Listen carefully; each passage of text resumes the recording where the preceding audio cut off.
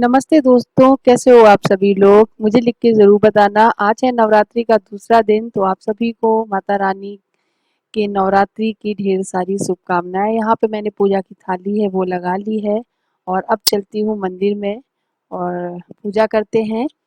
और फ्रेंड्स आज मेरा फास्ट नहीं है, मैं सिर्फ कल फास्ट रही थी पहले दिन और आज मेरा फास्ट का जो है वो समापन होगा। तो यहाँ पे सबसे पहले मैं आसन बिछाऊंगी और मैं किस तरीके से पूजा करती हूँ इसका वीडियो मेरे इसी चैनल पे भी पड़ा हुआ है। और नवरात्रि में मैं किस तरीके से पूजा कर रही हूँ प्रॉपर, अगर आप देखना चाहते हैं तो मेरे आर्यन आध्या चैनल को सब्सक्राइब कर लीजिए, उस पे मैं शेयर करूँगी। तो सबसे पहले जो भी मैंने कल फूल चढ़ाए हुए थे वो सारे निकालेंगे और कुछ लोग शाम के टाइम पर ही सारी चीज़ें निकाल लेते हैं, लेकिन मैं सिर्फ प्रसाद वगैरह उठा लेती हूँ और सारा सामान वहीं का वहीं रखने देती हूँ। दूसरे दिन मैं ये सारे फूल वगैरह है वो हटाती हूँ। तो सभी जो फूल एक्स्ट्रा है वो सारे एक पॉली बैग में या बॉक्स में भर के रख देती हूँ।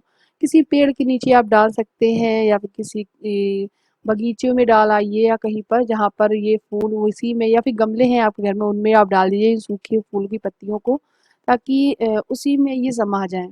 और अब मैं भगवान जी को नहलाऊंगी। मैं रोज अपने सारे भगवान जी को नहलाती हूँ। आज उनका जो दिन है वो पीले कपड़े पहनने का दिन है, सो आज मैं उनको पीले वस्त्र पहनाऊंगी।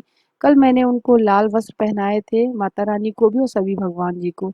आज भगवान जी को पीले वस्त्र पहनाएंगे, कान्हा जी को, गणेश जी को, गणपति जी को, मतलब गणेश जी मेरे गणपति जी, और माता रानी को भी येलो कलर का लहंगा ही पहनाऊंगी। सबको नहला लिया है, सबको पोंछ दूंगी अच्छे से टॉवल से और फिर उसके बाद इनको वस्त्र पहनाएंगे। तो कुछ इस तरीके से मैं पूजा करती हूँ और बड़े बड़े ही मन से श्रद्धा भाव से करती हूँ। मैं ज़्यादा कुछ नहीं आता मुझे, सच बता रही हूँ। मैं जब मेरी शादी नहीं हुई थी तब तो मैं इतना पूजा पाठ भी नहीं करती थी। मैं तो सिर्फ और सिर्फ भगवान को प्रणाम कराती थी, मम्मी ही सब कुछ करती थी, उनको नहलाना, उनको सजाना, सब चीज़ें मैं सिर्फ जाकर प्रणाम कराती थी और व्रत रह लेती थी। बट अब सब चीज़ें धीरे-धीरे सीखनी पड़ती भी हैं और सब समय सिखा देता है और धीरे-धीरे लगन भी होने लगती है आपको इन सारी चीज़ों में। तो वही है, बस अब थोड़ी-सी लगन और बढ़ती जा रही है। ऐसा लग रहा है समय के साथ में हर एक चीज़ में रुचि बढ़ती ही जा रही है। और एक बात और सच है कि धीरे-धीरे जैसे हम बड़े होते हैं, बढ़ते हैं, उम्र बढ़ती है, उस वैसे ही तजुर्बा भी बढ़ता रहता है। धीरे-धीरे सब चीज़ें सीखती सीखती ही जाते हैं हम लोग। ज़िंदगी में आप कभी भी ये मत सोचिएगा कि हाँ, अब हम इतने बड़े हो गए, अब हम ये चीज़ क्यों करेंगे सीख कर। देखिए टेक्नोलॉज़ी जितनी आगे बढ़ गई है, आप उसी तरीके से बढ़ें। अगर आप ज़माने के साथ में नहीं चलेंगे, टेक्नोलॉज़ी के साथ नहीं चलेंगे तो आप पीछे रह जाएँगे, फिर आपको कोई नहीं पूछेगा। बस ज़्यादा कुछ नहीं कहूँगी, बस इतना ही। मैं समय के साथ सीखती हूँ, समय के साथ चलती हूँ और कभी भी ये नहीं सोचती हूँ कि मुझे सब आता है। मैं दूसरों से, जिनको कुछ नहीं आता है, उनको भी बहुत कुछ आता है, मैं उनसे सीखने की कोशिश करती हूँ। बट वो अच्छा ही हो बस, और कुछ नहीं। सो अच्छी चीज़ें सीखें, जैसे कि आप जिससे कि आप आगे बढ़ें और आपके घर में भी खुशियाँ आएँ। तो ये रहा हमारा नवरात्रि के दूसरे दिन का पूजा विधि-विधान और कुछ इस तरीके से हमने पूजा की है, आरती कर ली है और आज हमारा मंदिर देखो कैसा लग रहा है। आप लोग बताना, हमारा जो व्रत है वो संपन्न हुआ। अब मैं चाय, ब्रेड जो भी रोज़ मैं खाती हूँ वो खा सकती हूँ। तो ये देखो हमारी विराजित है माता रानी, जिन्होंने पीले रंग के वस्त्र पहने हैं, गणेश जी, ये मेरे कान्हा जी, इस तरीके से। और ये देखिए बजरंग जी तो ऑरेंज लिबाज में ही रहते हैं, तो उन्होंने ये ऑरेंज कपड़े पहने हुए हैं। ये देखिए ज्योत जल रही है, आप लोग भी आरती ले लीजिएगा। माता रानी सभी की मनोकामना पूरी करे। एक हमारी बहुत ही प्यारी सी सब्सक्राइबर है, मुझे नाम नहीं याद आ रहा इस टाइम, बट मैं उनके लिए मैं बोलना चाहूँगी। उनका वो ना प्रेग्नेंट है इस टाइम और 7th मंथ चल रहा है। उन्होंने मुझसे शेयर की ये बात और मुझे बहुत खुशी हुई। तो मैं माता रानी से दुआ करती हूँ, प्रार्थना करती हूँ कि वो स्वस्थ रहें, उनका जो बच्चा हो वो हेल्दी हो, कोई उनको दिक्कत ना हो, बहुत ही आसानी से उनकी डिलीवरी हो जाए, वो हँसते-खेलते छोटे से बेबी को लेकर अपने घर में आ जाएँ। और चलिए, अब हो जाता है हमारा घर का काम, हमारा रूटीन शुरू। ये रूम देख रहे हो आप कितना मेसी है। ये रूम इसलिए मेसी है क्योंकि दक्ष और आद्या दोनों सो के उठ चुके हैं और इस वाले रूम में कुछ भी नहीं हुआ, सिर्फ झाड़ू और पोछा के अलावा। मतलब नीचे गद्दा जो डला हुआ है वहाँ नहीं लग पाता है और ये और सब जगह लगा लेती हूँ मैं झाड़ू पोछा। बस ये बेड थोड़ा टाइडी करने को रह जाता है, क्योंकि ये दोनों बच्चे मेरे सोते रहते हैं और मेरे हस्बैंड चले गए हैं स्कूल। और आज वो टिफिन में लेके गए हैं एक लूबिया की छिया आती है, उसकी सब्जी आलू के साथ में मैंने बनाई थी, तो वही दी है उनको। सो वही वो लेके गए हैं आज टिफिन में। और फिर वही है, वही रखा है, वही हम लोग भी खा लेंगे।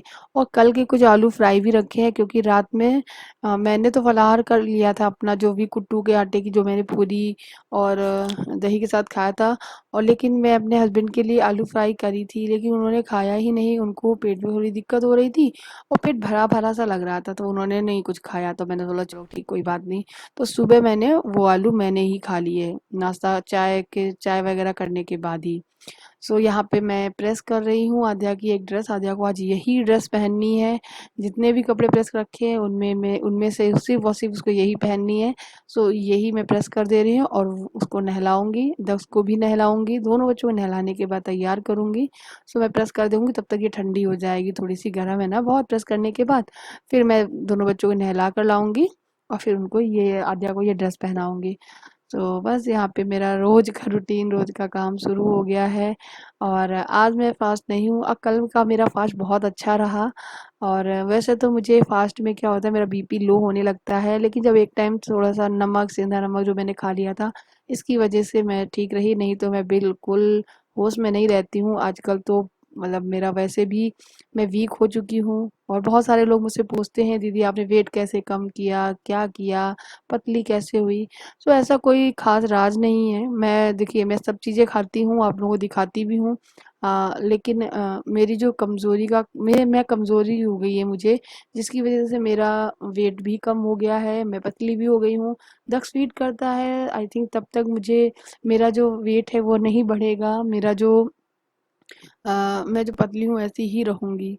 और थोड़ा-सा चेहरा भी थोड़ा-सा मेरा मुरझाया-सा रहता है, पता नहीं क्यों। यहाँ पे मैंने आध्या को चोटी कर दी नहलाने के बाद, मतलब थोड़े से क्लिप वगैरह लगा दिए अच्छे से, दक्ष को भी नहला के तैयार कर दिया है, वो खेल रहा है। और उसके बाद माता रानी को प्रणाम करने आई है आध्या।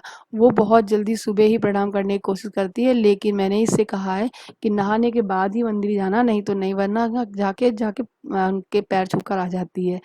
खैर यहाँ पे ये देखिए मैंने सब्जी है पूरी सेक ली है, दही रख लिया है। अब मैं दोनों बच्चों को बिठाकर खिलाऊंगी। अगर दोनों बच्चों को एक साथ बिठाकर खिलाती हूँ तो दोनों बच्चे प्यार से खा भी लेते हैं, पेट भी भर जाता है उनका। लेकिन जब मैं दक्ष को अकेले खिलाती हूँ तो वो थोड़ा सा आनाकानी करता है। और आध्या भी बहुत नखरे करती है खाना खाने में। इसीलिए सबसे पहले मेरा मोटिव यही रहता है कि मैं दोनों बच्चों को खाना खिला दूँ। अब क्या होगा, दोनों बच्चे खा पी लेंगे तो आराम से खेलेंगे, खेलने के बाद थक के सो भी जाएंगे। तो बस यहाँ पे मैं आध्या को खिला रही हूँ, दक्ष को खिला रही हूँ। उसके बाद मैं अपने लिए थाली लगाऊंगी, मैं भी खाऊंगी, क्योंकि मैंने सुबह जो आलू फ्राई थे वही केवल खाए थे चाय के साथ में, मुझे अच्छे लगते हैं ना इसलिए। और यहाँ पे ये देखिए आध्या अपना किचन सेट लगा के बैठ गई है इस तरीके से। तो वो खेल रही है अपना, और इसी वाले मिक्की वाले सोफे वाले पे बैठी हुई है। और आध्या उधर की इस चीज में कोई लड़ाई अब नहीं होती है कि नहीं मैं बैठूंगी या मैं बैठूंगा। वो दोनों बच्चे अपने आप ही बैठते हैं, मतलब जब उसका मन होता है तब ये हट जाती है, जब ये बैठने आती है तो वो कहीं और खेल रहा होता है। खैर दोनों बच्चों में समझदारी धीरे धीरे आ रही है और अच्छे से दोनों खेल रहे। दोनों को सिखाना भी पड़ता है, बिना सिखाए कुछ नहीं होगा। आप अपने बच्चों को जैसा सिखाएंगे वैसे ही बच्चे करेंगे, नहीं तो कुछ नहीं हो सकता है। फिर बच्चे यही कहेंगे, ना कुछ शेयर करेंगे, ना ही आपस में कोई चीज़ें बाँटेंगे।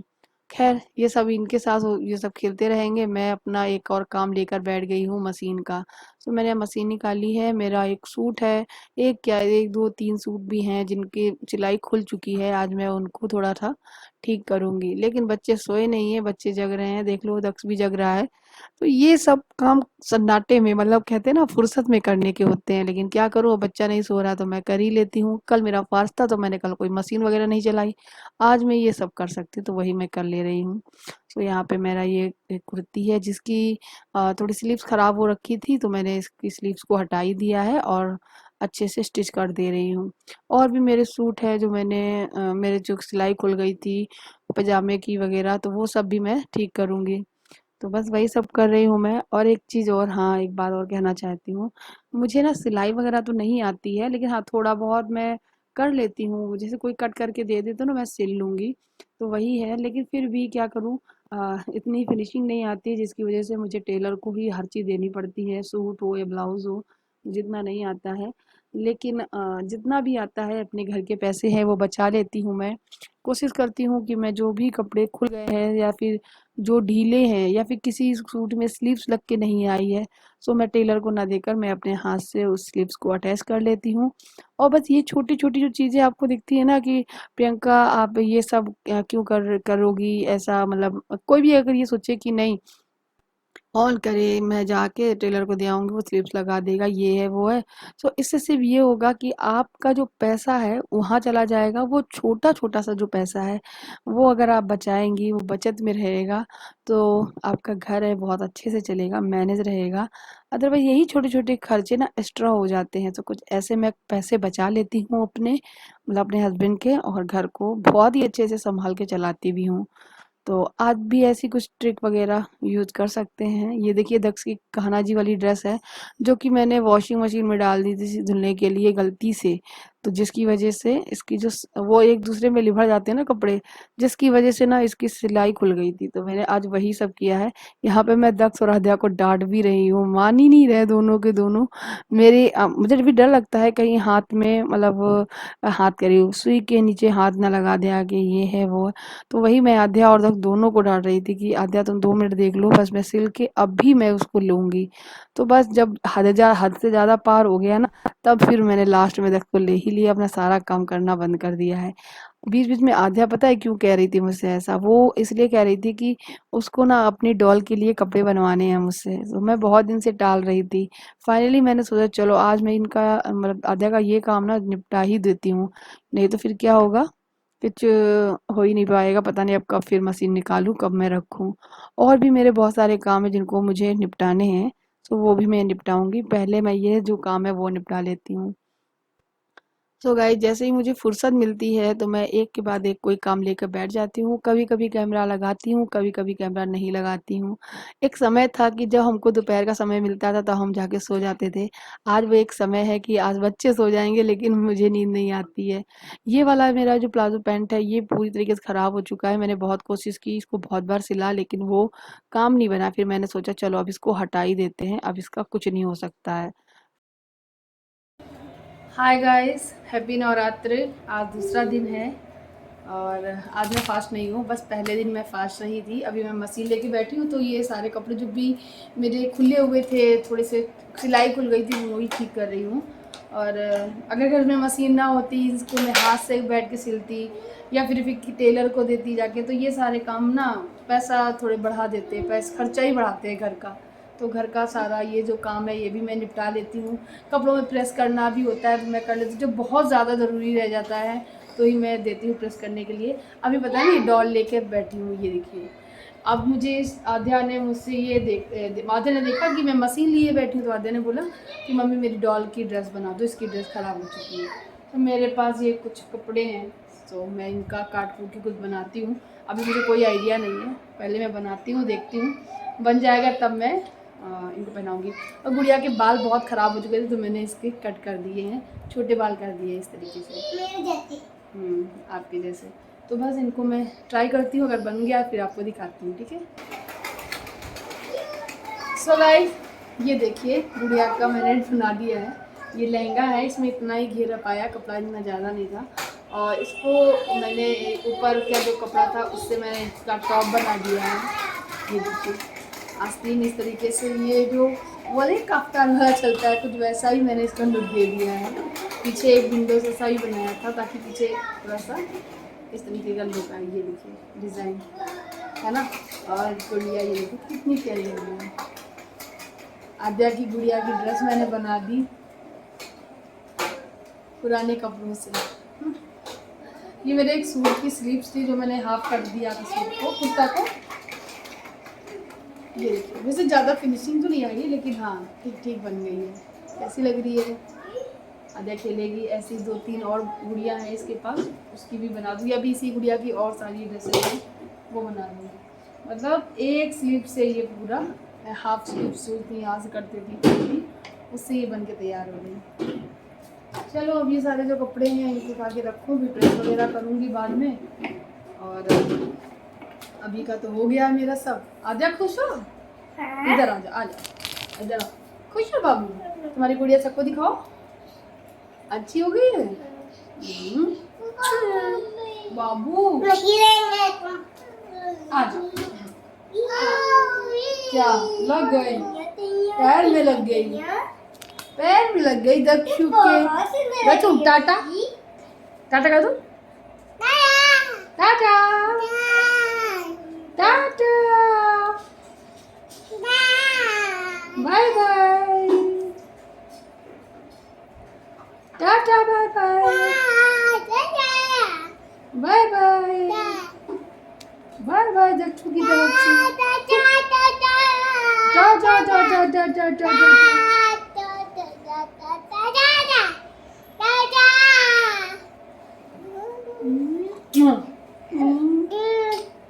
टाटा टाटा टाटा टाटा टाटा टाटा।